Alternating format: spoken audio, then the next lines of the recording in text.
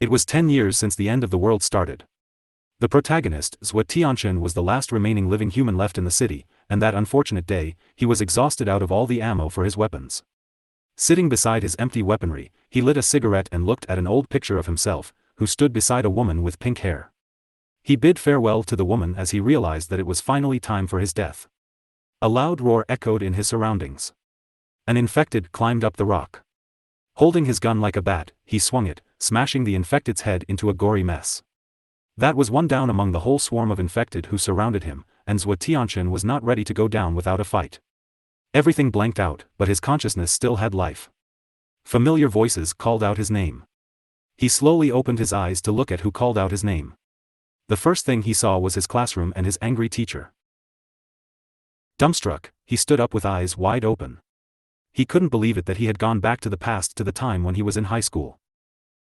He looked around in disbelief, ignoring the comments his teacher was passing. Finally getting the hand of the situation, he told himself that he didn't die. Though it was an amazing thing for him, the teacher thought that he was daydreaming like always, so he made him to go stand outside the room for the rest of the class. Tianchen went to the toilet and washed his head to cool it. He noticed that his face was now of his younger self, and none of the scars he had earlier were visible anymore. There was a sound behind him, the memory of the infected flashed in his mind. Instinctively, he punched the mirror and grabbed a piece of the shard to decapitate the infected. His hand stopped midway when, what he thought to be the infected, turned out to be his alarmed best friend, Gao Fei. Gao Fei thought that there was something wrong with Tianchen for acting that way, but without interrogating any further, he bandaged his arm with the little bandages he snuck from the infirmary. Then out of nowhere, he asked Tianchen about the status of his confession he was supposed to make to a girl for the Valentines, which was the very same day. Tianchen was clearly unprepared for it, as he knew it was a bad idea. In the past, on that day, he was horridly rejected by the pink-haired, Duan Churu. She tore his confession letter in front of the entire class and made a joke of him. But there was another main thing which made Tianchen's stomach churn. It was the very same day when the outbreak happened, and it was around 2 p.m. At the current time, it was 12:20 at noon, and Tianchen was listening to his friend who gave him a lecture on why it was a bad idea to confess to that girl. Skirts fluttered, and 3 girls approached them. The girl with pink hair, Duan Churu, held a letter by her fingers and showed it to Tianchen. She told him how gross it was for her to receive a letter from someone like him. Tianchen reached for the letter and snatched it from her hand to reply her back with how seeing her face made him feel sick. Duan Churu glared at him, grinding her teeth. Tianchen asked his younger self if he was blind for having a crush on a girl such as her, whose selfishness would kill a lot of people during the apocalypse. Which also included his best friend Gao Fei. On that day, around 2 p.m., a meteor fell from the sky, and it shattered on the land, spreading the virus instantly. Roughly 70% of the people who got exposed to the virus were unconscious at first, but soon they rose up, turning into something very different and disturbing. They became monsters. The rest 30% of the population was resistant to the virus for unknown reasons.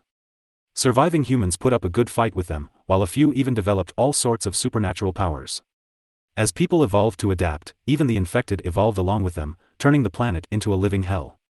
Coming back to 12:50 of the present day. There was just an hour left before the meteor showed up, and his friend asked him if he was writing a novel after he heard his full story about the apocalypse. Tianchen didn't try too hard to convince his friend to believe him, as he knew no one would have done the same. Instead, he gave Gao Fei all of his money and told him to buy chocolates, biscuits, and high-calorie drinks. When asked why, he bluffed that it was all so that he could have an in-hand experience for the novel he was writing. He also told him to call his parents and tell them to pack more medicine and daily necessities for themselves. Saying that, Tianchen left the place, leaving behind a bewildered friend. Since Tianchen's parents were already dead, he hoped that Gao Fei would listen to him and give his parents a call. Tianchen raced towards the Changji boarding school, which was located next to a lake near the city. Though during the apocalypse, there were a few causalities in this building, it was much better than the outside world. What made it a good place of defense was the sturdy fences around it and the many tools available inside which could act as weapons and for other useful things. It was 1:30 p.m. and Tianchen was going through all the handy tools he could find. Finally, he decided on a crowbar as it was lighter and could do hefty damage to the first wave of the infected, whose movements were sluggish compared to the latter evolved ones. This time he was all set in his mind to fight the infected in the right way, and to meet that one girl again. Tianchen heard something outside when he practiced swinging the crowbar. It was a shaken Gao Fei surrounded by a bunch of guys along with Duan Churu. Tianchen took a look at them. They were the mindless fans of Duan Churu, and now they wanted to teach him a lesson. One of them stepped forward, pulling back his sleeve. He was on midway giving a threat to Tianchen when, something he didn't expect, happened. Tianchen swung the crowbar straight on the guy's face, and stopped it just above the tip of his nose. The guy was dumbstruck and lost all his thinking. Time was of efficiency, and he had none to waste. He glared at everyone, specified Duan Churu and told them to get away from his sight. Shamelessly, they stepped outside under the impression that Tianchen was acting tough and that they would soon beat the crap out of him, but their leader was quiet and stiff. Duan Churu tapped his shoulder to ask him why he didn't beat Tianchen, but her hand withdrew as soon as she felt his wet sweat.